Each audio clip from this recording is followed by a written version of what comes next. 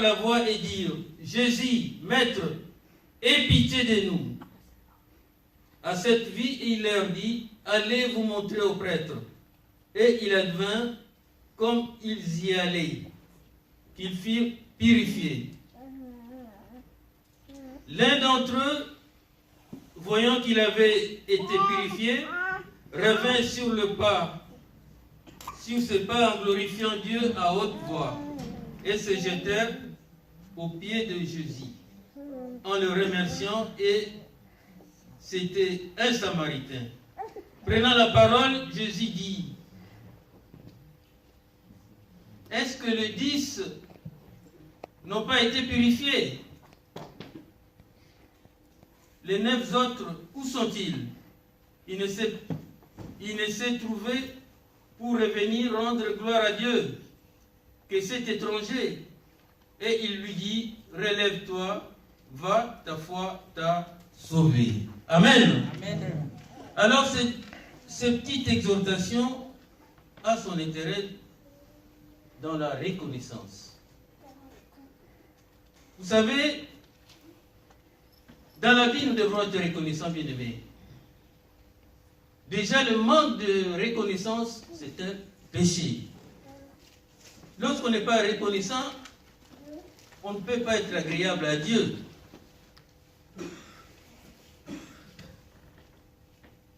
Jésus-Christ a croisé ces 10 lépreux. Il les a guéris.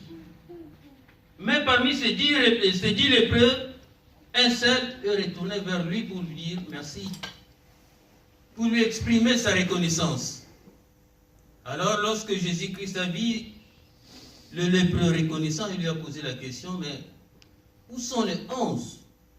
Non, où sont les 9 plutôt?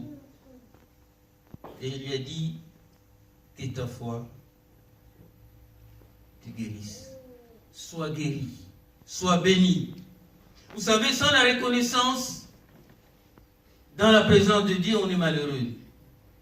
Lorsqu'on exprime sa reconnaissance à Dieu, Dieu te soit agréable. Dieu te devient favorable.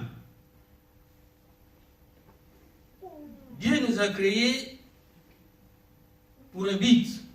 Dieu nous a créés parce qu'il avait un projet pour nous. Ce n'était pas en vain que Dieu nous a créés. Il s'est fatigué pour nous créer. Mais nous devons être reconnaissants pour ce que Dieu a fait en nous, pour le souffle de vie qu'il a mis en nous, pour le souffle de vie qu'il renouvelle tous les jours, pour la grâce que lui, il nous a fait.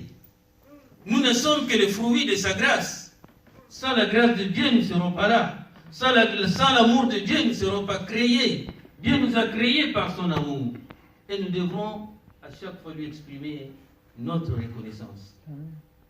Pour tout ce qu'il a fait pour nous et pour toutes les merveilles qu'il a accomplies en nous, dans nos vies, dans la vie de nos familles, dans nos maisons, nous devons lui exprimer notre reconnaissance.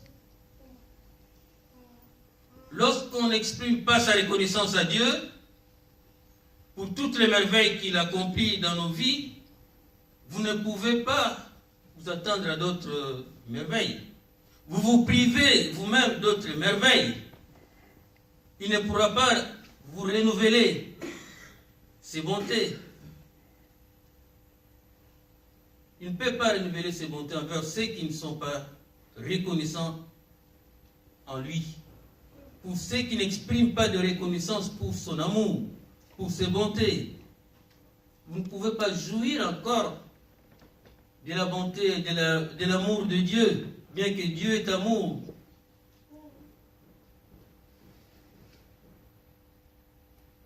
Dieu attend de nous une reconnaissance aussi.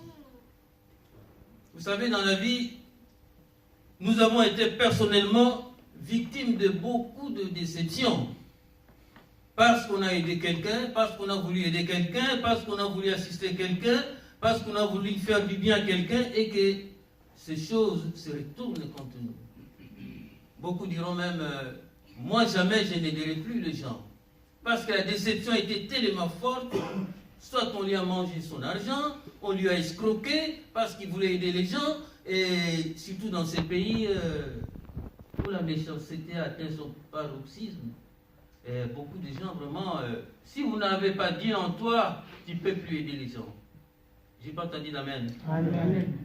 Il y a des gens, moi j'ai beaucoup de témoignages, en voulant aider quelqu'un, on lui a donné ses papiers, on lui a donné ceci pour aller travailler, pour faire ceci. Il utilise vos papiers pour faire de magouille. Et vous vous retrouvez, comment dire, non, permettez-moi le mot, vous vous retrouvez dans la merde. Parce que vous avez voulu aider quelqu'un. Vous avez hébergé quelqu'un, c'est la même personne qui va vous voler. Vous avez envoyé l'argent à quelqu'un pour qu'il vous fasse, c'est la même personne qui va vous détourner l'argent. Les déceptions sont telles que, vraiment, si vous n'avez pas dit en vous, vous direz, mais non, mais c'est fini, moi je ne peux plus aider les gens dans ce monde. Mais nous avons l'Esprit de Dieu, puisque la Bible nous dit en toutes choses, rendez grâce à Dieu. Sinon, on ne peut pas aider les gens suite à l'ingratitude, suite à l'irreconnaissance que nous constatons ici. Nous le voyons aussi. Beaucoup ont dépensé l'argent dans leur famille pour faire venir quelqu'un. Mais regarde la personne qui l'a fait venir. C'est lui qui se retourne contre lui. C'est lui qui lui met vraiment dans des situations tellement difficiles. Difficiles. Partout, chacun de nous a connu au moins des choses comme ça. Moi personnellement, j'ai un témoignage, je peux vous dire, je me disais, jamais dans ma vie, j'entrerai en prison. Jamais dans ma vie, je serai en garde à vie. Mais je me suis retrouvé en garde à vie parce que j'ai voulu dépanner quelqu'un, j'ai voulu aider quelqu'un. Je lui ai donné ma voiture. Et puis il est allé avec son ami, ils ont acheté du carburant avec ça. Et puis le lendemain, je me retrouve en garde à vie. Voilà. Il est venu, oui, viens donner-moi la voiture, on a des courses avec mon ami, ils sont partis, et puis voilà. Comme la justice était tellement lente, ça passait des années, un jour je me retrouve, les gendarmes viennent toquer chez moi. Monsieur, oui, la police, je vous rappelle, qu'est-ce qu'il a? Oui, monsieur, on est venu vous arrêter. Qu'est-ce que vous avez fait? Qu'est-ce que j'ai fait? Mais moi, il dit oui, mais ça va pas, non? Il dit oui, on est venu, on a des preuves. On va fouiller ta maison. On a fouillé, on n'a rien trouvé. Il dit bon, ben, on va au commissariat à la garde de vie. Alors il a commencé à m'interroger, il m'a demandé, et puis il a dit, mais je vois que tu es innocent. Est-ce que tu n'as par hasard pas prêté ta voiture à quelqu'un? Justement, l'esprit m'est revenu. Oui, effectivement, j'avais prêté ma voiture à mon beau-frère qui était sorti avec son ami. Ah oui, c'est ça. Il est où? J'ai dit, puis on est allé le chercher, et puis il a dit, mais oui, moi je ne savais pas qu'il avait mis du carburant avec le chèque volé. Alors, on dit, il est où? On a cherché à les chercher. En ce moment, il s'est trouvé en même temps aussi en prison, la personne. Donc, pour vous dire qu'en voulant aider les gens, on peut se retrouver dans des situations qu'on ne s'attendait même pas. L'irreconnaissance, l'ingratitude. Nous devons à chaque fois, bien aimés, comme ce soir, nous sommes venus exprimer notre reconnaissance à notre Dieu. Pour tout ce qu'il fait dans notre vie. Parce qu'il nous a protégés durant toute la journée. Il a été avec nous, il a été avec nos enfants, nos familles. Et c'est pour cela que nous sommes là pour lui exprimer notre reconnaissance, pour le souffle de vie qu'il nous a renouvelé. Pour ses bontés, pour sa miséricorde, pour ses compassions qui se renouvellent tous les jours. La Bible dit dans les livres que Dieu a tant aimé le monde qu'il a donné son Fils unique, afin que nous soyons sauvés. Il nous a rachetés à un grand prix. Il a fait de nous une race de sacerdoce, des enfants de Dieu. Nous sommes précieux à ses yeux. Pourquoi ne pas lui exprimer notre reconnaissance? Et quand nous venons ici, pourquoi ne pas le louer? Pourquoi ne pas l'adorer? Lorsqu'on nous dit levez-vous, bien-aimés, comme j'ai entendu le modérateur, nous devrons exprimer notre reconnaissance à ce Dieu-là pour tout ce qu'il fait dans nos vies. Et n'oubliez aucun de ses bienfaits. Que mon âme n'oublie, dit le psalmiste, aucun de ses bienfaits. Nous devons être reconnaissants. L'irreconnaissance, l'ingratitude, c'est un péché.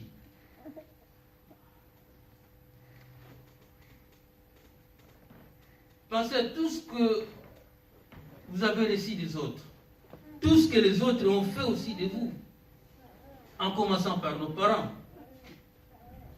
Beaucoup sont ici en Europe grâce à l'aide de leurs parents, grâce à l'aide de leur famille. Mais depuis qu'ils sont ici, ils ont oublié leurs parents. Ils ne se souviennent plus de leurs parents. Leurs parents sont là, ils sont en train de crever. Mais lui ici, il est en train de frimer. On le trouve tout le temps dans les Nganda. Il s'habille comme vous savez. Mais ses parents, ils crèvent. Tels qu'il les a laissés, tels qu'ils sont restés. Quelle ingratitude. Certains parents même, ils ont vendu la moitié de la parcelle. D'autres, ils sont allés louer pour que l'enfant vienne en Europe. Et l'enfant est venu en Europe, aucune reconnaissance. Vous les enfants qui êtes là aussi, malheureusement que vous n'êtes pas beaucoup, les ados, j'aimerais m'adresser aussi à vous. Nous, vos parents, nous avons fait si beaucoup de choses pour vous, pour que vous puissiez faire des études, pour que vous réussissiez dans votre vie socio-professionnelle, pour que vous réussissiez vos études. Certains parents qui étaient venus eux aussi pour étudier, ils ont arrêté leurs études pour payer vos études, pour subvenir à vos études. Ils ont travaillé durement pour que vous réussissiez. Vous devrez être reconnaissants. Vous devrez être reconnaissants, les enfants. Hein? Parfois, le papa te demande, va me payer une baguette. Vous lui faites l'observation. S'il vous plaît, vous demandez s'il vous plaît à votre papa, parce qu'il t'a dit d'aller lui acheter une baguette, un pain. Soyez reconnaissants. Soyez reconnaissants, les enfants. D'autres vivent seuls avec leur maman. Votre maman travaille durement pour que vous puissiez manger, pour que vous puissiez aller à l'école. Et lorsque tu dis, va me payer une bouteille d'huile, ah, toi aussi, ah, ceci. Soyez reconnaissants, mes enfants. Vos parents sont là. Ils se sont sacrifiés pour vous, pour que vous ayez un avenir, pour que vous soyez des hommes, des femmes, des distinctions, pour que vous réussissiez vos études. Il suffit qu'on vous demande un petit service. Ah, s'il vous plaît, hein, maman. Hein? Ah, je suis fatigué. Hein? Ah, tous les jours, c'est pas toujours moi. Hein? Non, mais je parle sérieusement. C'est triste. C'est un triste constat pour moi. C'est la vérité. Soyez reconnaissants. Sans vos parents, vous ne serez pas ce que vous êtes. Amen. Sans vos parents, vous ne serez pas ce que vous êtes. Les dépenses qu'ils font pour vous à la rentrée scolaire, vous aimez des baskets de marque, des habits de marque, tout ça. Est-ce que vous savez l'origine de cet argent? Amen. Vous savez comment est-ce que vos parents souffrent pour avoir cet argent? Amen. Amen.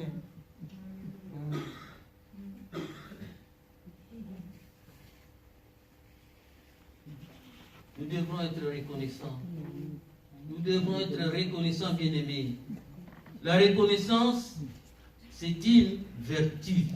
Amen. La reconnaissance est une vertu. Manquer de reconnaissance, c'est un péché. Nous aussi, les enfants de Dieu, nous devons toujours manifester notre reconnaissance à ce Dieu-là, comme je l'avais dit. Le mettre toujours à la première place, en première position, le reconnaître comme Dieu, les consulter avant toute chose. Ça, c'est de la reconnaissance. Ça, c'est de la considération.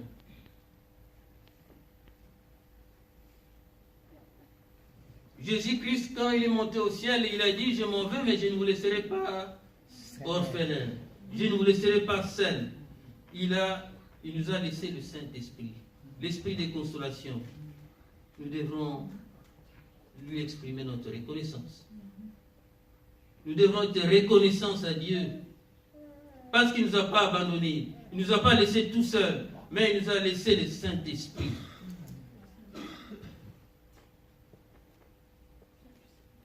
Et il a dit que sans moi, vous ne pouvez rien. Tout ce que nous avons accumulé dans ce monde, c'est grâce à Dieu. Sans lui, nous ne pouvons rien. Si vous êtes ce que vous êtes, sachez bien que c'est grâce à Dieu.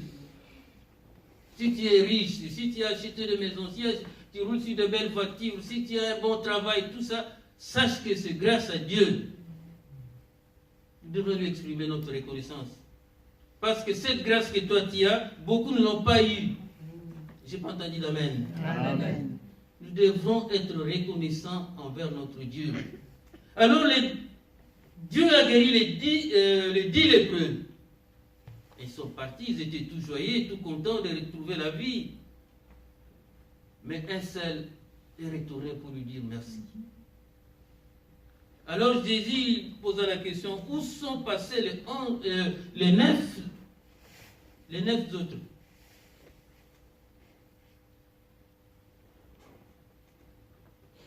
Et il a dit que ta foi te guérisse, que ta foi te sauve.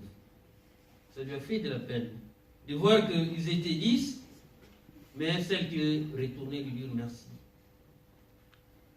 Que ce ne soit pas notre cas, que ce ne soit pas votre cas. Soyons reconnaissants.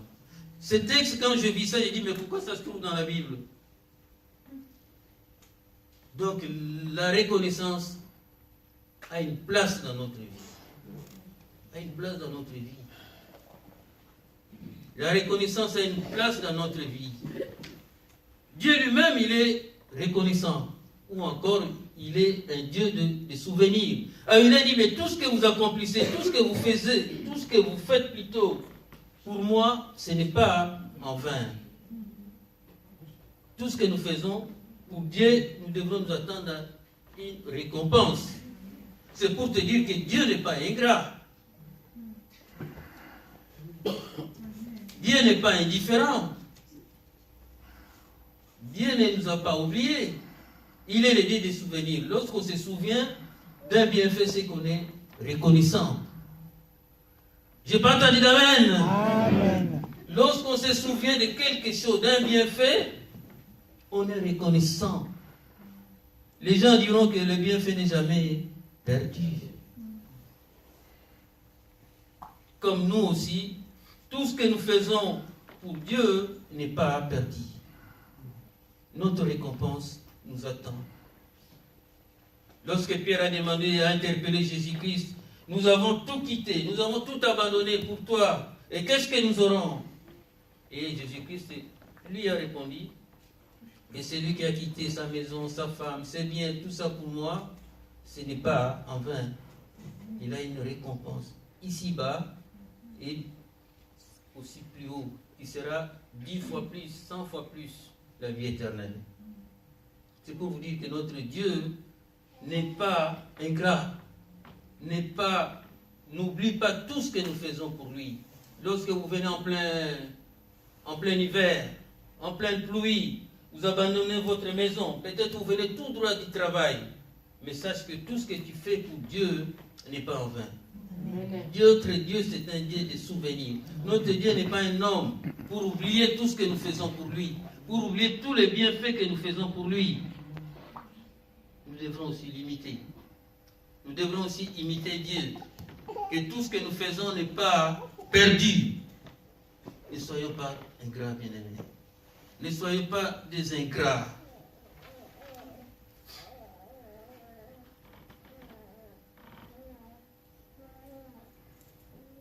Sans la reconnaissance dans la présence de Dieu, on est plus que malheureux. Lorsqu'on n'exprime pas sa reconnaissance pour tout ce que Dieu a fait pour toi, pour toutes les merveilles qu'il a accomplies dans ta vie, vous vous privez d'autres bénédictions. Vous vous privez d'autres merveilles.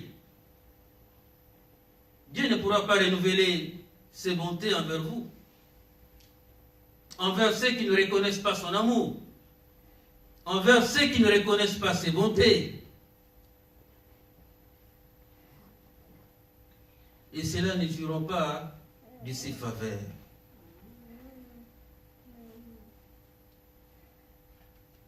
Ceux-là ne jouiront pas de sa miséricorde. Ceux-là aussi ne jouiront pas de sa grâce. Mais ce soir, Dieu veut vous parler que nous devons être des enfants reconnaissants. Nous devons être un peuple reconnaissant.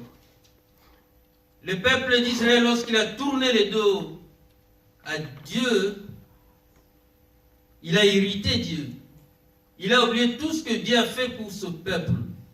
Ce peuple, Dieu l'a fait sortir de l'esclavagisme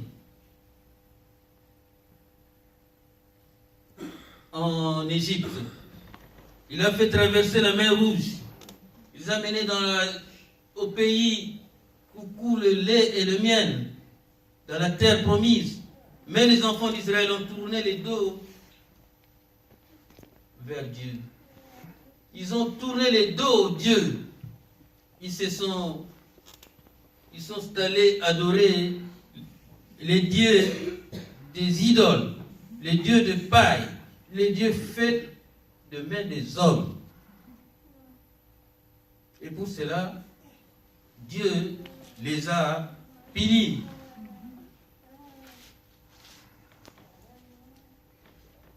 Dieu les a punis, Dieu les a sanctionnés. Parce que notre Dieu qui est amour aussi, n'acquitte pas les coupables. Dieu n'acquitte pas les coupables. Lorsque vous péchez, vous êtes redevable à Dieu. À condition qu'à moins que vous vous repentez d'un cœur sincère. Mais si vous ne vous repentez pas, Dieu n'acquitte pas les coupables. On devient redevable à Dieu. Et les enfants d'Israël ont connu, le peuple d'Israël a connu tout ce que vous savez. L'errance dans le désert, la captivité, l'opprobre. Parce que Dieu n'acquitte pas les coupables, à moins que vous vous repentez, et avec un cœur sincère. Nous devrons être reconnaissants. Nous devrons être reconnaissants, bien-aimés. Donc c'est cette petite exhortation que j'avais à vous dire. Souvent on en a jamais parlé. Mais la reconnaissance, sachez-le à partir de maintenant, si vous ne le saviez pas, que c'est un péché. C'est un péché. Je vais expliquer tout les cas de figure que vous avez écoutés. Lorsqu'on n'est pas reconnaissant, c'est triste, c'est malheureux. Des enfants qui oublient leurs parents, tout ce que leurs parents ont fait. Parfois aussi, dans la vie des couples aussi. Les femmes que nous avons fait venir de l'Afrique, qui ont tout oublié, et là où elles étaient dans des situations difficiles, une fois arrivées en Europe, il dit que non, le mari qui l'a fait venir, le mari qui a travaillé, a cassé des pierres, a mangé des pâtes, il est devenu quelque chose de ridicule. C'est un peu triste, non? D'oublier tout ça. Et l'homme qui t'a fait venir, vraiment, il t'aimait beaucoup. Il s'est dépensé pour toi. Il a fait des sacrifices. Parfois, il a pris des crédits pour vous envoyer des billets et tout ça. Mais arrivé en Europe, arrivé dans les couples, l'homme ne vaut plus rien. Quelle tristesse, quelle ingratitude, quelle irreconnaissance. Avec toutes les conséquences que cela entraîne, avec toutes les situations que nous connaissons, que vous connaissez, vous êtes témoins, c'est un peu regrettable. Amen. Amen. Nous devons être reconnaissants, bien-aimés. Nous devons être reconnaissants dans nos vies. Nous devons être reconnaissants. C'est vraiment des choses qui font mal. Moi, ce qui me fait mal souvent dans ma vie, c'est ce qu'on appelle la trahison, l'irreconnaissance, l'abus de confiance, tout ça. Ça fait vraiment beaucoup mal. Lorsqu'on comptait sur quelqu'un, lorsqu'on a aidé quelqu'un, qu'on a fait sortir de la misère, de la souffrance, du mal, et qu'en revanche, il vous fait des choses qui sont vraiment triste et malheureux. Comme les Congolais disent, merci Bapé Sanamboa. Et donc, je peux traduire, donc... Ah ouais, c'est l'ingratitude tout simplement. Donc, vraiment, ce soir, bien-aimés, si vous avez été ingrat dans ta vie, si vous avez fait du mal à quelqu'un qui vous a... Si vous avez rendu du mal à quelqu'un qui vous a fait du bien, répands-toi. Répands-toi. Répands-toi, bien-aimé.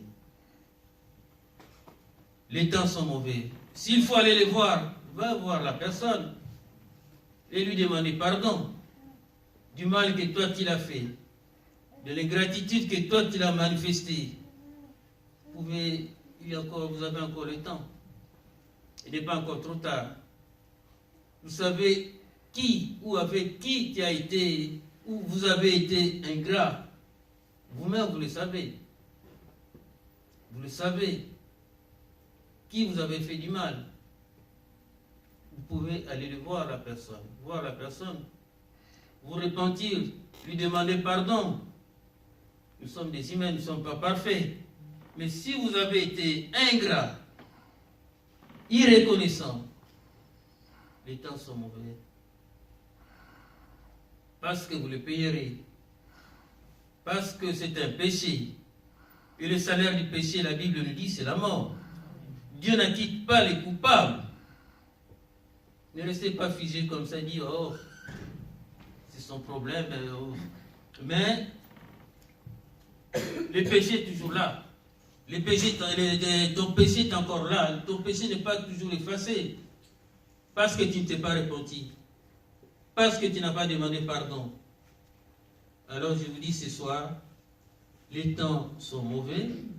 Vous avez encore le temps. Puisque vous avez encore le temps, comme la Bible dit, la nuit vient où personne ne pourra travailler. Mais comme vous avez encore le temps, allez voir la personne que vous avez rendu le mal. La personne auprès de qui vous avez témoigné de l'ingratitude. Demande-lui pardon.